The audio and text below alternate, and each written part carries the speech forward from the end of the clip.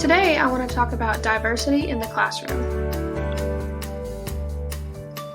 More specifically, I want to talk about the learning styles of students.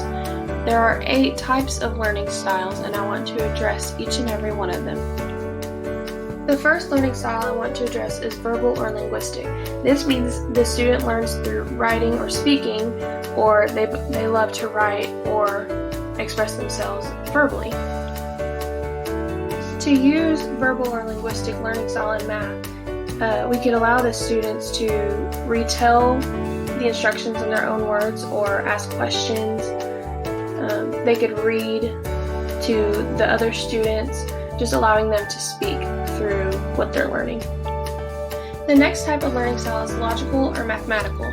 This is kind of easy to address in math because it has to do with solving problems, working with numbers, and that's really all you do in math.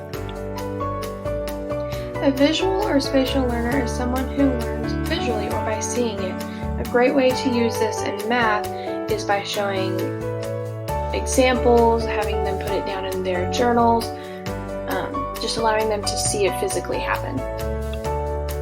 A kinesthetic learner is someone who's very hands-on. They're a tactile learner.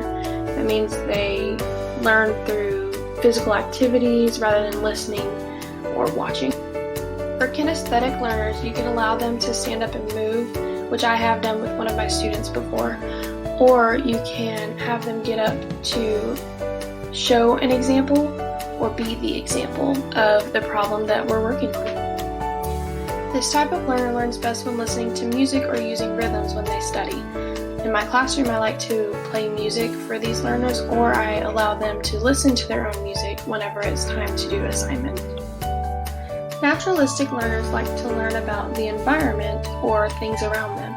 So for math, you could have them go home and look for things that you were learning about that day in their home or outside or when they go shopping, just relating it to their everyday life. An intrapersonal learner is someone who does best learning on their own or with their inner thoughts.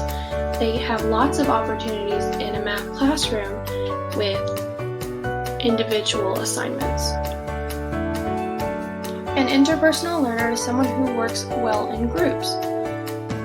In math, there are multiple opportunities to do this with turn talks, working in groups, doing projects together, working through problems together, etc. And this concludes our talk about diversity in the sense of learning styles and how to best use them in a math classroom to accommodate the needs of the different students.